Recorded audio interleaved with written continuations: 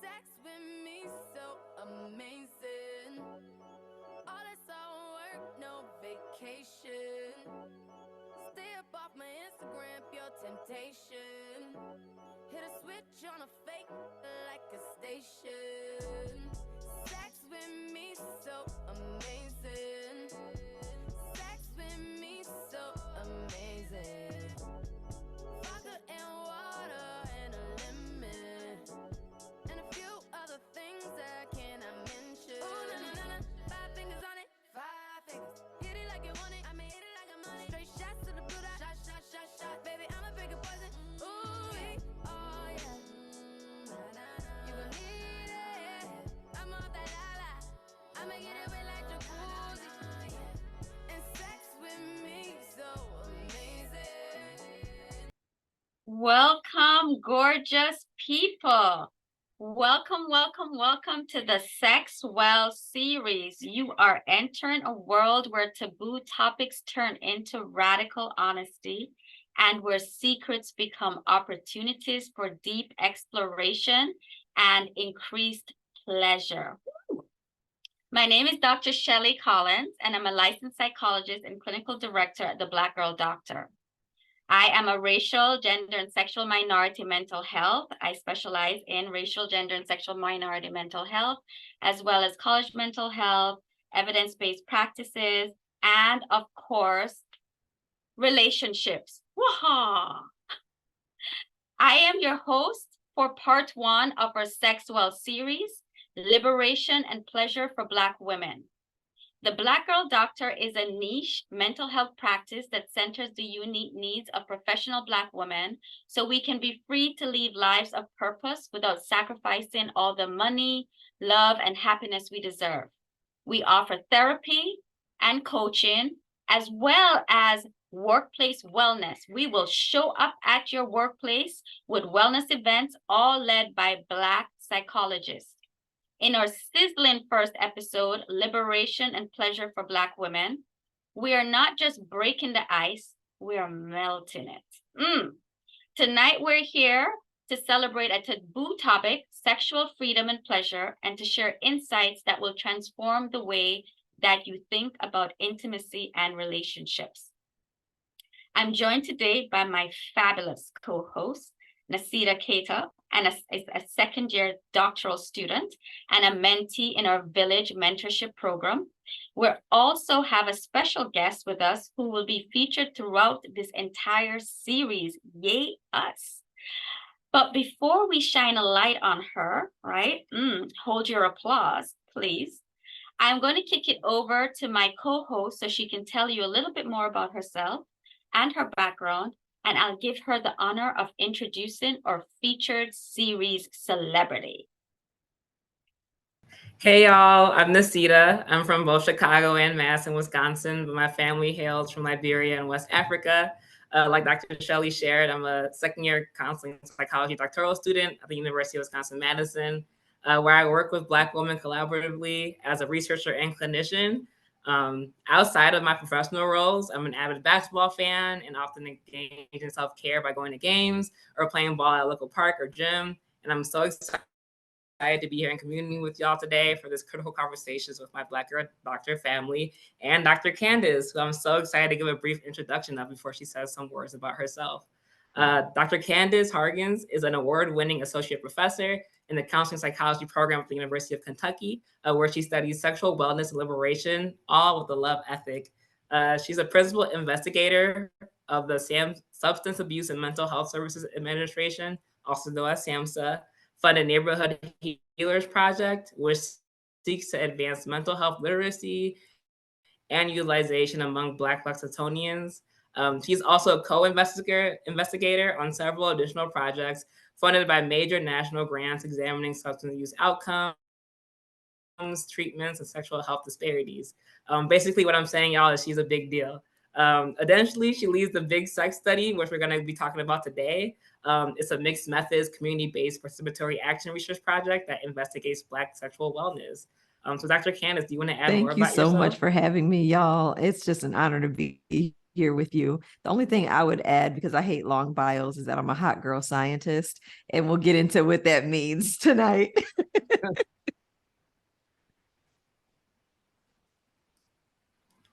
I had myself on mute, but I was like, can you read lips? I'm here for it, Dr. Candace, hot girl scientist. Bam, bam. Thank you both so much. Now that we all know who you are and who we are and what each other's got to deal with here, let's get talking about sex. Let's get into this big sex study, right? BSS. Are you all ready? So a poll was submitted.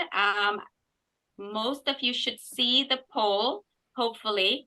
And here we were asking questions about, this is my first time attending the conversation about sex and pleasure, specifically for Black women. And we have quite a few of you saying yes.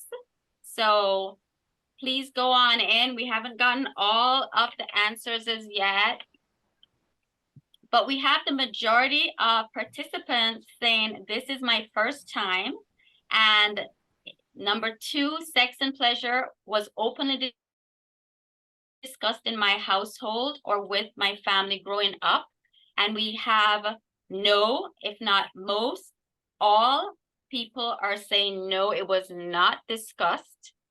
Keep coming, y'all. We still have 2 more questions in the poll. Discussing what I want in the bedroom with a partner is, let's see what we got here. Easy peasy. I know what I want and I ask for it, no problem. So we don't have a lot of response for that. We have maybe about 18% saying that's theirs. Depends. Sometimes I ask for what I want and sometimes I don't. We have 71% saying that is true for them. And I don't discuss what I want pertaining to sex. Very few people said that. So the majority of people said depends. Sometimes I ask for what I want and sometimes I don't. And then our last question is, my personal pleasure for me now is, and we have the choices of a major priority. I make it happen, a major priority, but I don't always get there. Important, but not a priority. Would be great, but nobody got time for that. And don't feel like it's important at this point in my life. Majority of participants split between a major priority, but I don't always get there. I don't know how to get there, and important, but not a priority. So Dr. Candace, this webinar is for them, right? Absolutely, because we're going to talk about all of it. So thanks for using our chat feature. Please be encouraged to share your reactions and your thoughts as we move through age, back and forth, right? Bam, bam. I mean, we with the hot girl scientists. Come on, people. If you have any questions you want answered, then just let us know by adding those to the Q&A feature so that we can easily find those each time we pause for questions. And we're going to be pausing for questions a few times. And we want to see all the comments and insights you have to offer. So on a side note, please make sure that your settings in the chat are set to all panelists and attendees, please. So let's give it a try. All right, are you ready for this question? You ready? What's your favorite sex position? Ooh, that's a good one. Come on, folks, give it to us. Give it to us. I find a new one during pregnancy. We've been exploring some options. Haven't discovered yet? Okay, all right. So we're gonna help you with that. What else? What else do we have? Come on, drop it in the chat. Oh, Ooh. yes. I like that. I got doggy style. I got on top. I got doggy style. I got missionary. That's right. Because you know what? Sometimes vanilla hits the spot. That's right. I blush. I like a little French vanilla. Right? I love French vanilla too, especially when you whisper like "Moi." Wait, look at me. I'm just like "Je m'appelle." I'm like, what is the French that I know, Dr. Candace? Okay, Nasita, what's the French that I? All right, so we got some. Thank you, folks, for sharing your favorite, or right, if not your favorite, your most often sometimes in the chat. Feel free to take part in this. Take part. No stigma here, no judgment here. We love it. We want to hear it. So I'm sending it over to Dr. Candace. Wait, actually, that's still me. Before I send it over to Dr. Candace, let's jump right into it, shall we? So as many of you may be aware, a lot of us Black folks were not actually socialized to talk about this S word. And we know we're talking about sex in our household. As a matter of fact, many of us may even have experienced adverse consequences related to talking about sex, engaging in sex, or even as adults asking for what we want or need as it relates to intimacy and pleasure. In our conversation today, we want to begin setting the stage for the creation of a new normal. We're talking about sex, and about your sexual preferences and your pleasure as a Black woman is welcomed and commonplace. So what better way to get us started than to talk about some of your research in this area, Dr. Candace? Take us through the thought process behind creating the Big Sex Study, which I want to make sure our audience knows is currently the largest sex-positive study of Black people to date. Thank you so much, Dr. Candace. What is it all about? Give us all the juicy I've been details. interested in sex research for quite a long time, but most of it, especially for those of you who are also sex researchers or sex educators, even sex therapists in the audience, you know that most of the research is like HIV, STIs, unplanned pregnancy. And it's always talking about how Black women are deficient in all of those areas, as opposed to some of the beautiful aspects of sex positivity, pleasure, joy, desire, arousal. So we have so little research in that area. When I got together with my co-leader of this study, the Big Sex Study, Dr. Shamika Thorpe, we were like, how can we figure out how to get Black people to talk about pleasure, talk about our attitudes related to masturbation and the messages we got, talk about how many partners we've had and what we like and what's our best sexual experience and what's the worst sexual experience. So over 2021 to 2023, we collected 3 rounds of data. The first, we surveyed over 454 to be exact, Black people. And we asked them all about their sexual experiences, some of their identities, some of their kinks, all of that. And then from that, we interviewed 37 Black people individually, one-on-one, and we asked them to go a little deeper. So tell me about your best sexual experience. And if it helps, tell it like a story. Or tell me about your worst sexual experience, your most consensual. We always wanted to be consensual experiences, and tell it like a story.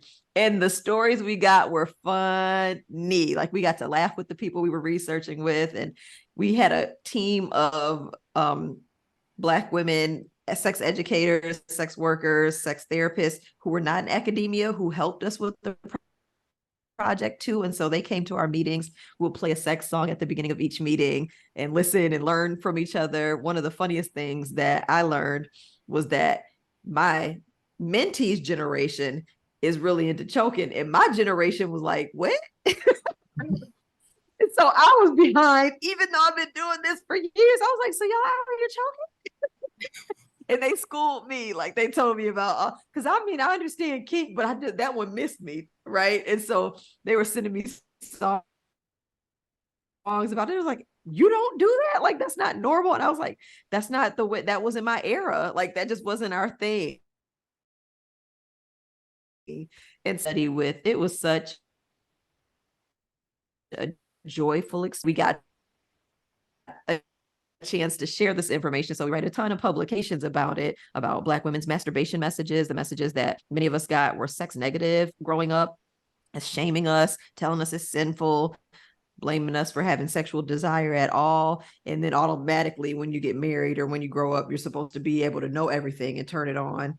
And same for Black men, interestingly enough. So of the Black men we surveyed, a lot of them got similar messages, even though they got, it's normal for boys, but you need to keep it on the low, that type of thing. We've talked about how Black people define good sex and the top 20 words that they came up with around what good sex is and what it means for us. And it can mean so many things. So overall, it was such a pleasant experience. And we're still continuing to talk about these data with dope audiences like you and publish on them too. Wow. Amazing, Dr. Candace. I mean, I was just so intrigued. I want to hear more. This research is so needed, and it seems that there's so much more to explore. So on that note, let's take a second to define some of the topics we will touch on today. I think for us, Black folks, you know, the word liberation can bring on a host of emotion. There is so much intersection to consider, and I know I start to think of our ancestors and experiences of colonization and oppression, and we can go on down the racism rabbit hole for eons. I'm wondering how you think about this in the work you've done. When we say the term sexual liberation, what are we actually talking about, Dr. Candace? I think we can be talking about so many things, but because of whatever era you grew up in, you might have a different impression of it. But for me, when I talk about sexual liberation, I talk about having the sexual life and experience that you want to have. So that could be a person who's going to be celibate and abstinent. Stereotypes about Black women being hypersexual or having to prove something to a partner. Could be a person that identifies as asexual. They could be sexually liberated. And it can also be someone who has had sex with a number of partners, maybe several at the same time, and they find that it's a consensual, pleasurable, joyful experience. So anything that runs the gamut, as long as for the people involved, it's consensual and it's good to them and good for them. And so thinking about however you define it, whatever feels right for you and the people that you're engaging with, if you're engaging in sex with partners, that's sexual liberation, and that we don't have to be pressured to be one way or another due to respectability politics or these intersecting system of oppression that suggests specifically for Black women that you're unworthy of pleasure, that your pleasure is going to lead to compromises in the Black family or the Black state or the Black religious household. Like, we have so many messages we get. And so sexual liberation is being able to unpack those messages and see which ones actually fit for you and your values, and that you don't impose your values on other people, but that you let people live how they want to live and you live how you want to live without judgment or shame. Snap, snap, Dr. Candace, snap, Yes. snap. And I want to encourage people to drop in the chat, right?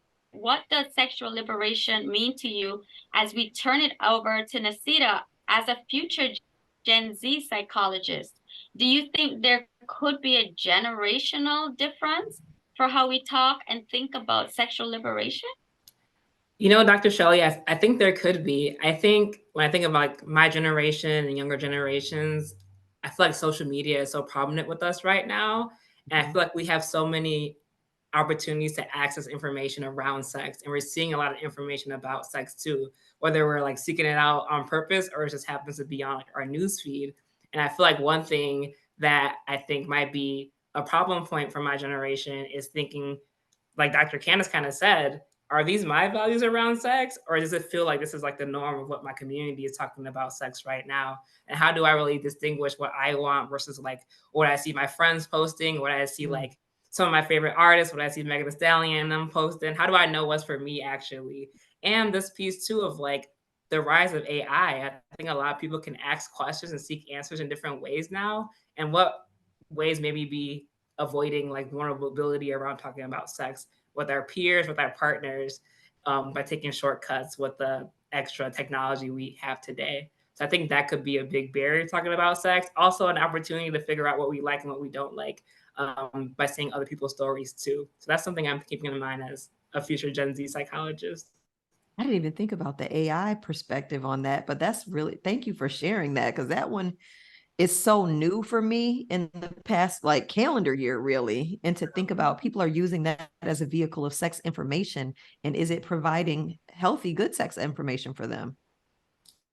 Yeah, especially thinking about how AI can also be a tool to perpetuate, some of Right? these systems of racism as well. So This yeah. this is why we got Nasita, right? Bam, bam, Nasita, you on it. I Right. mean, hello, soon to be Dr. Nasita, right? BGD.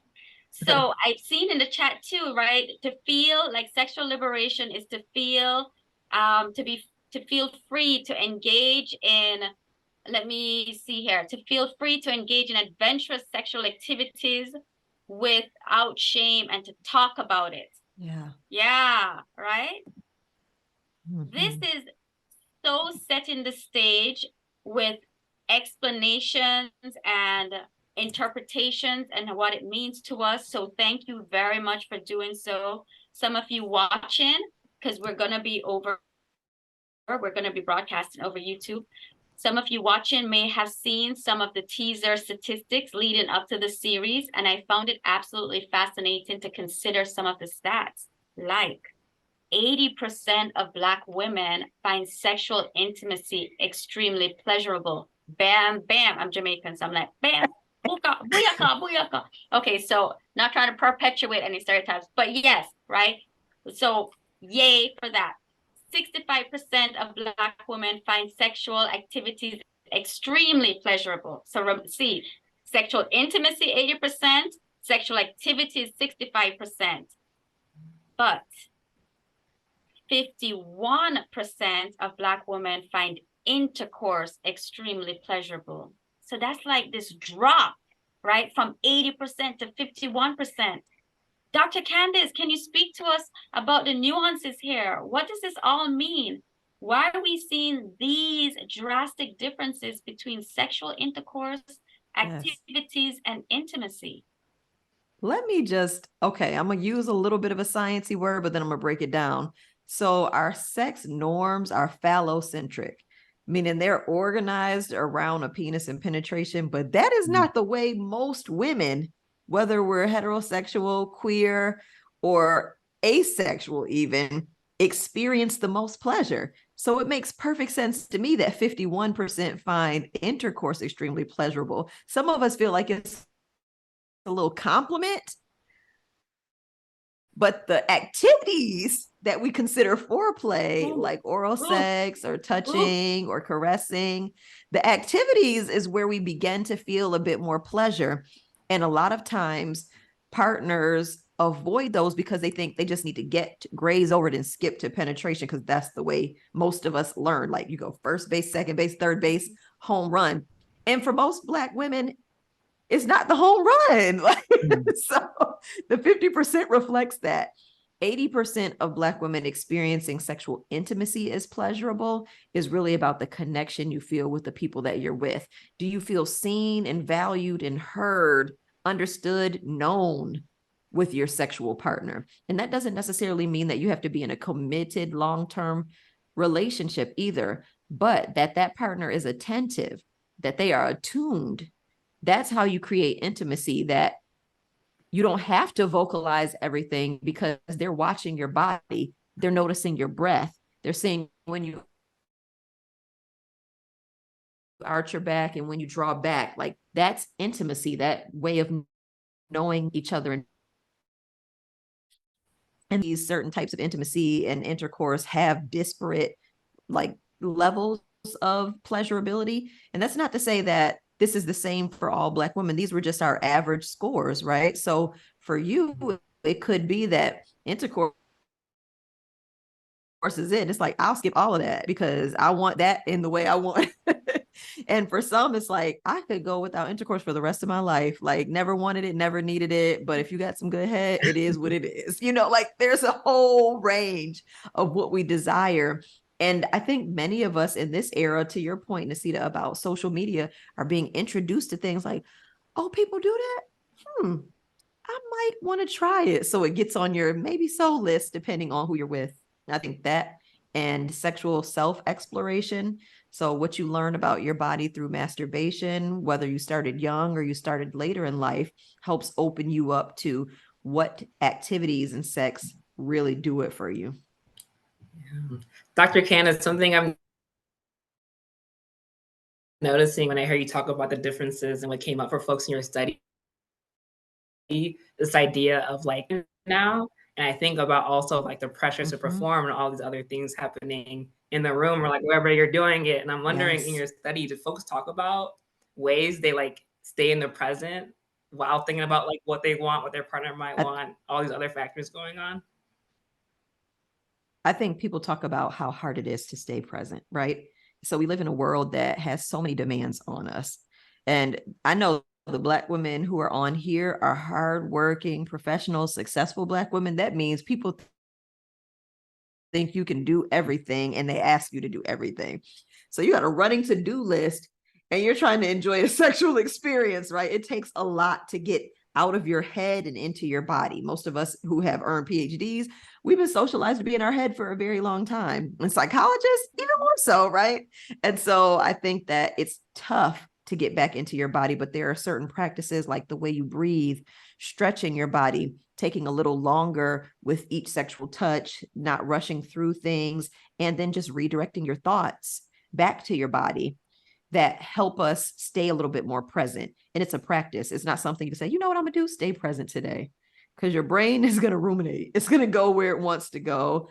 But it's about like finding a way back to your body. So noticing the small things like, ooh, that was cold, that was warm.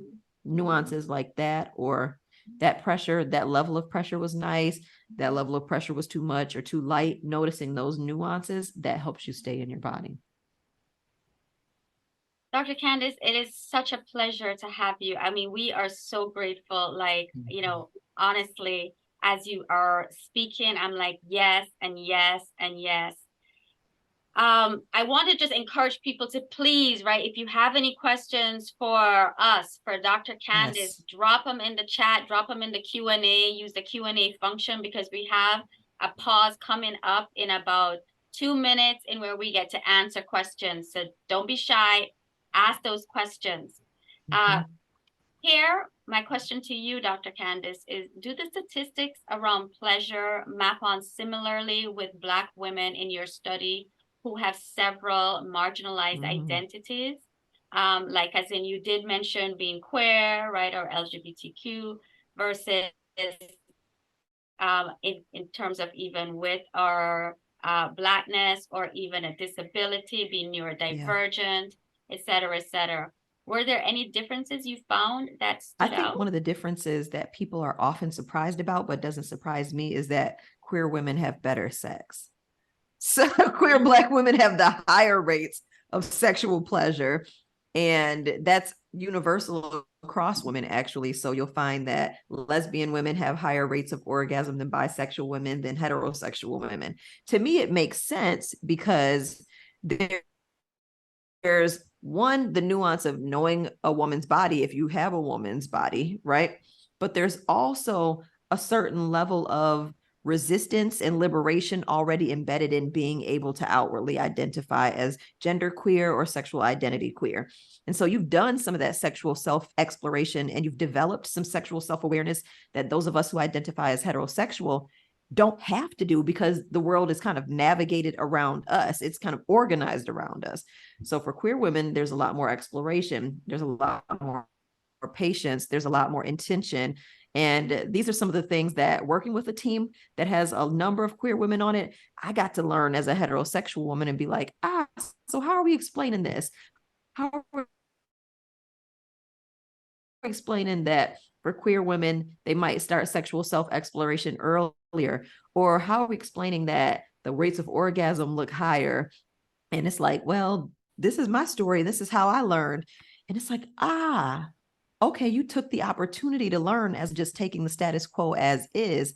And I think if we can take lessons from women who identify as queer, I mean, we're talking about Audre Lorde and the power of the erotic going back to the 1970s, right? And well before that, they've been giving us the game.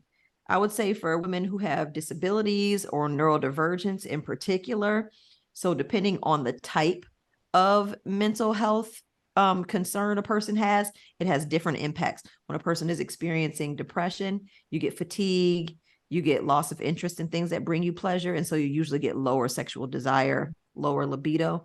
But for people who might have more on a bipolar spectrum, you might find that they want more sex when they're in a manic state. And they might be, you know, more sexually exploratory in those times. On like what type of neurodivergence we're talking about. There's a little bits of nuance in each one. And then for women with disabilities, physical disabilities in particular, in the same way that you get these statements about like who deserves sex, a lot of people in the disability community get messages that they're asexual without having any idea about their interior world, their fantasy, their desires. But what I found is that if you're experiencing paralysis in a certain way, you become erotic in other ways. Like you find erogenous zones, you can take your time, you learn more about opportunities to engage in sex that might not be on the table for people who are able-bodied just because we haven't explored them or haven't had to. So there's so many pieces to it. But what I'm so excited about is learning from Black women in particular who are the most marginalized. So when we think about, you know, intersectionality and all of these systems of oppression, there's some beautiful resistance in when you have race and class and sexual identity, gender identity, and these points of marginalization that try to take you out, try to annihilate you, and you find liberation and resistance through your sexual self. Yes, thank you. I mean, I am thinking about even in my clinical practice, how I've worked with the intersectionality of folks who identify as BIPOC, Black, Indigenous, people of color, as also LGBTQ, right? So lesbian. And then in addition, this high anxiety due to past trauma Yes. in the sexual, right? In it within like the bedroom. So with their partner having this kind of anxiety, not feeling like they're, you know, am I sexually stunted because I'm maybe not wanting it as much, or I'm not experiencing as much pleasure. Yes. And how we talk about how anxiety is an antithesis to, right? Yes. Feeling sexually aroused, and that how we have to work on that first to be able to then get to where you want to be, because it's not this particular person did want to be able to experience the pleasure and affection in the bedroom or during sex, but just felt like there was a resistance or a difficulty or a hindrance. Yeah. And so we're seeing how that kind of interplays. But we have some questions. So first question in the Q&A was building off the point about generational differences and attitudes towards various sexual practices. Any thoughts or insights from the Black sex study, from the big sex study? I'm calling it the Black sex study already. And that is what it is. Right. It's big and Black at the same time. On giving and receiving oral sex. Yeah. So we didn't have statistics on it. We had qualitative data on it. And what we found is that people from generations like Generation X and before, they had norms around oral sex that were more reserved. So people have always been having oral sex, but it was like, you act like you don't do it. I don't know, you could put in the chat if this is you, but when I was growing up, I heard like Black girls don't give head. That was such a commonplace myth that I was like, well, maybe I'm not Black because I'm definitely. and I'm here thinking I want to be the best I can be at everything. Listen, you. So I think those myths were pervasive in my generation. I'm kind of like a zennial, like right on the cusp between X and millennial, right? At 40 years old. And those were the myths. And so people who were older than us often received that message or were told that they were nasty for thinking about it or doing it. Whereas in the generation a little bit younger, it was like, you start with head. And we were like, oh, that's the first thing you go to, head. And so it was a whole different orientation to oral sex. This is like, you can have oral sex and be a virgin still. And like the negotiation of their sexual debut was different. And so I think those messages around oral sex for Black girls and Black women were some that we found in our data as well. And similarly for Black men, finding that being able to acknowledge that they like to give oral sex and receive oral sex was like tied to masculinity in some ways. And so for some men, it was like, I like to be a performer. I like to have high sexual prowess. So I'm gonna be really good at it, similar to what you were describing, Dr. Shelley. But for a lot of men, it was like, I don't want to be seen as weak. I don't want to be seen as, I don't want people to think I'm sprung. So I don't do stuff like that. You hear that in a lot of rap lyrics in the early 80s and 90s. And now in the millennial rap lyrics, it's like, you're going to eat butt. You're going to eat everything on here, on this plate. Toss in your salad. Yes. Toss in your pinky. It's like, you're going to like everything on this plate. So I think that those nuances generationally kind of opened the door for people to be transparent about what was already happening anyway. So before we move on to Nasita, we're going to just take 2 more questions. And the first one is can you talk about the Superwoman syndrome and how it intersects with the sexual liberation of Black women? Mm-hmm. Additionally, what is the percentage of sexual trauma, example, incest, molestation, and rape, experienced by Black women in the bell of the curve? So I'm not sure if you have that. Yeah, I actually do have stats on that, but I don't remember off the top of my head. So I'll have to look for that one and maybe get back to you on the next show about that. But it is higher than most people anticipate. It's 25% for Black men. So it was much higher for Black women. And it was sad to see that statistic right out of over 400 Black women.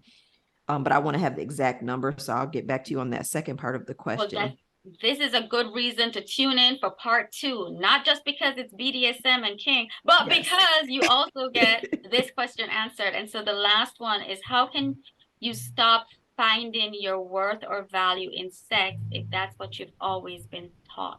I want to address the first part on the Superwoman syndrome, and then I'll kind of tie it to that. Because for those of us who are kind of new to what Superwoman schema or Superwoman syndrome looks like for Black women, it's being stoic emotionally, putting other people's needs before yours, striving for independence, working so hard that you often overwork. And so these features of Superwoman schema do map onto our sexual selves. You find that you might prioritize your partner's pleasure and not speak up when you're not experiencing the sex as pleasurably as you would like to, because you're prioritizing them. Or you might prioritize other people in your world, like your kids, your parents, your work colleagues, your like outside world, so your sorors, everything, all of that, so much that when you get home, you don't have anything left for your sexual partners, your partner or partners. And so that's the way we see Superwoman schema show up in our sex lives playing out, because you put so much energy out there, right? Reciprocity not expected. Absolutely.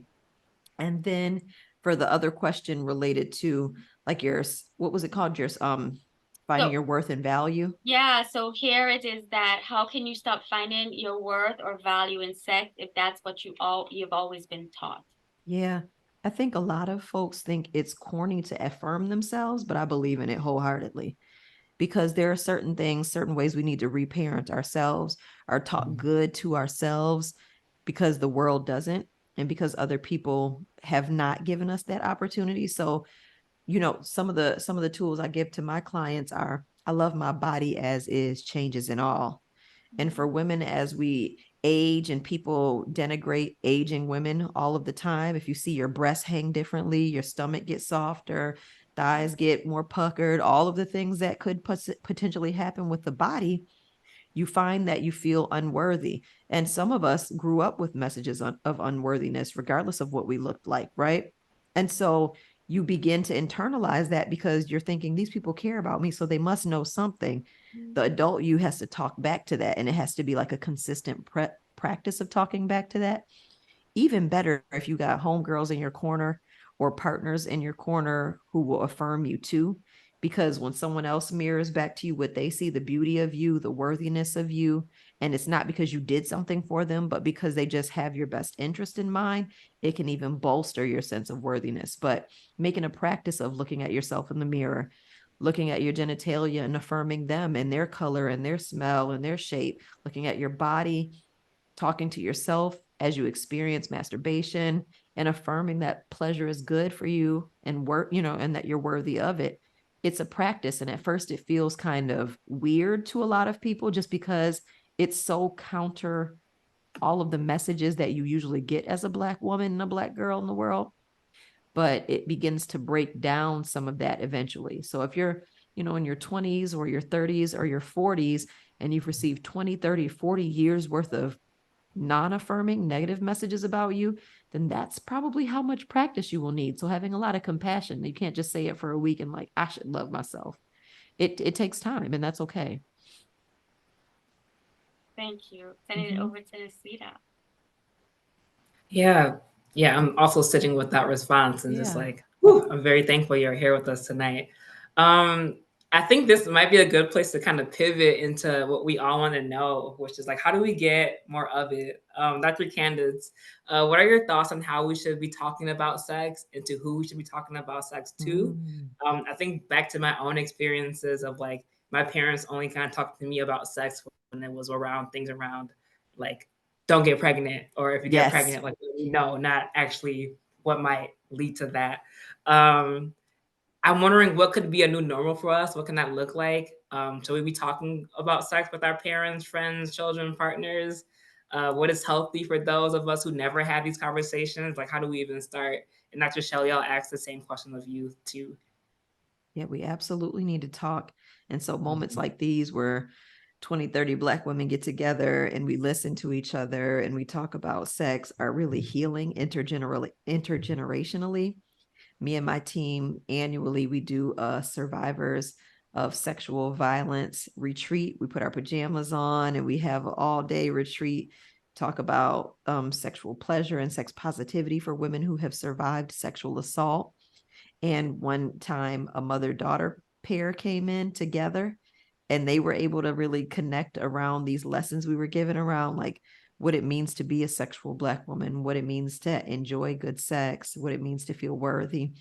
And so if we can begin to have those conversations with the little people within our care, whether it's a niece or a nephew, a nibbling, sisters, sorors, partners, recognizing that for many people, it might feel awkward at first. So you don't have to go in and feel super duper confident. I think a lot of people buy into this idea that I should already know what I'm talking about before I go talking about something.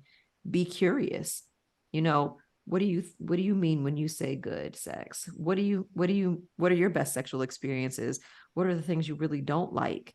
Having those conversations with partners, some people feel really activated because there's so much shame and stigma around talking about sex, so much taboo, but it's the practice of talking about it that gets us further. Talking about it with the young women within your care and not from a place of keep your legs closed and that's it. But for like, it's natural for you to have desire. When do you think is a time in your life where you want to explore that versus not explore it yet because you feel ready or don't feel ready, and getting their impression of it and then sharing your impression of it and seeing what types of middle ground you can come to as opposed to just saying what not to do. I think those are ways to examine it, and even talking about it with our mamas and our grandmamas and our aunties and talking up, right? And I told my grandmother I was writing a book about good sex and she was like, ooh. But we got to talk about it. I was like, so, you were dating. What was it like in your day? And she was like, I was doing me and he was doing him, and like just being able to open those doors for conversation, being able to talk to my mom and my sister about it because they know, what kind of work that I do. Talking to my homegirls, my sorors about it because they know what type of work that I do. And me not having a lot of shame about those conversations helps them a lot to not feel like there's going to be judgment or blame or shame when they talk about it. So the more you get comfortable, the more you get to liberate other people around you to have those same conversations. Yeah, and I piggybacking on that too, because I have the opportunity and I'm very honored to be able to not only do private practice, but also to work on a college campus. Yeah. And we're part of, a programming in where we're bringing Sex Positive Week and calling it like Sextopia. And I am going to be doing programming kind of like soulful sex, in where we're talking about being Black, or also the intersectionality of just being Black, and how do we promote positive sex Ooh. or talking about sex. I sometimes also use the yes, no, maybe Yes. chart, right? Yes, that's And my kind of fave. encourage my couples or those in relationships to do like a game, in where you have these two different charts, you fill it out separately, and then you talk about what was the definite yes, what's a definite no in terms of sexual practices, and what's a maybe I'm willing to try. And Yes. so these are some of the things that I use. And I know that we're running up almost at time. I can't believe how this conversation is just like going like wildfire. So listen, Nasita, we may have to skip one of the questions, but I'm sending it back over to you. Yeah. And I think this might be a good time too to answer some of the questions that we got from the audience during registration. Oh, yeah. Dr. Shelby? Yeah. So Cool. do you have any of it in front of you? Because I have it here too. So while Nasita, I'm going to have Nasita and I just kind of tag team on Okay. this. So I'll take the first one. So Dr. Candace, the question here is, wait, what, do you have the questions in front of you? Let's see. Yeah, I can ask the first one I see them. One of them is asking, my partner has an orgasm with me in the 1.5 years we've been together, so 1.5 years. Besides patience and asking her, what should I do? I think there's something to be said about asking whether they have ever orgasmed, because if they've never orgasmed, then you might think it's like, oh, I have the skill to make something happen, but it might be anorgasmia, or it might be that, they've never had the opportunity to explore what works for them, for themselves. So it would be hard for them to communicate with you what it would look like to help them get to an orgasmic experience. I would suggest, if they have never had an orgasm, to play with some toys. So shout out to the Rose or other clitoral vibrators, because most women experience orgasm through clitoral stimulation, and vibration is a really great place to start for a person who might struggle with orgasm. And let them play with like the different settings, and you might play around with different types of touch, different types of kiss, different types of licking. But I think that can be a nice compliment for a person who's never orgasmed. So depending on what type of sexual activities you're doing, you might focus in on the ones that are especially relevant to pleasing the clitoris, because that's a great place to start if you want a woman to orgasm. But I would, before all of that, ask the question about whether they've ever orgasmed. And if they orgasm by themselves, but not with you, maybe that you can watch them and see what pleases them, what brings them to orgasm. And maybe they don't give a care about an orgasm. They're like, I enjoy the sexual experience without it, because that's not something that everybody wants to have. And so you get to ask all of those questions. But if you're looking for skills, I would say I would start with some toys. Yeah, I just to even add that too, because I totally agree. I sometimes will even encourage with anxiety, and I think with somebody who may because we don't know why they might not have, but considering what you're saying, it might be like they're a lot in their head and aren't in their body. And so sensate focus, which you've spoken about, right? Sensate focus is where you are just going to be focusing on touch, right? And the pressure of touch. So it's set up where the first few weeks, and you can drag it out as long as you want, but you're not going to do any penetration. Yes. And it's not about penetration or orgasming at all. It's more about just being blindfolded or having your eyes closed and experiencing the sensation of having your partner touch you, right? Long or soft strokes, pressure hard or soft, right? But there should be no penetration, no mouth in the first phase. So it's three phases, and in the first phase, no mouth, just touch. And so the hope here is for there to be a focus on this mindful activity of just feeling, how is my body feeling here, knowing that there's no pressure to having to orgasm or do anything. And so if you want to know more about it, of course, you can always hit up Dr. Candace or myself, but that would be something that I would add to that I too. love that compliment. Yes, absolutely. Well, one more question. I mean, there's a bunch of them, I think. So, Nasita, which one do you choose? I can't choose, Nasita. I can't choose either. I'll choose one that I think some of them were answered in the first response. So one that I think is different is how to navigate when partners have different sex drives, like how to hold and support each other and their needs while also wanting your own needs met too. Yes, absolutely. I like to figure out the behind the scenes. What meaning do people make of sex? Because some people think, sex drive is tied to virility. It means that the relationship is healthier if you're having more sex, but it's not always frequency. Some people like quality over frequency, or some people like, most of us want like quality, period. And then some people like high frequency quality and lower frequency quality. But asking, like, do you feel less desired if I don't want to have sex as much as you? Do you feel more desired based on, like, is it about your sense of desirability, or is it about the sexual experience? Do you feel like a lack of intimacy if we're not having sex? Are there other ways we can be intimate so that there's a middle ground for both partners? The one who has the lower sex drive might be able to experience intimacy without what they might perceive as pressure to have more sex. The person with the higher sex drive might feel like they're getting their intimate needs met. And then when they have sex, it's higher quality because the person doesn't feel obligated to have sex with them. So there are a lot of dynamics that go into that. I find with couples that have desire discordance, that's what it's called, that it ebbs and flows and that it's a normal thing. And so just normalizing that at certain seasons in your life, just like waves, right? It's going to be high tide and it's going to be low tide. There's going to be ebb and flow to it. And if you're having, if you are in the breastfeeding newborn phase, it might be low tide.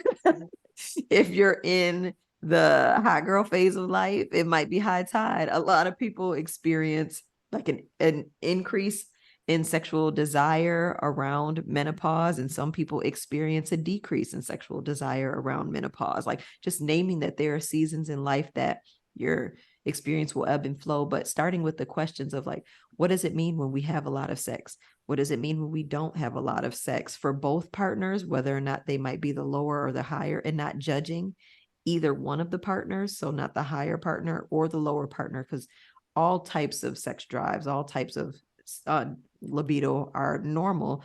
It really depends on how you guys make sense of it together. And if you feel like it's a problem, how you address it together as opposed to attacking one another. There's also different types of desire.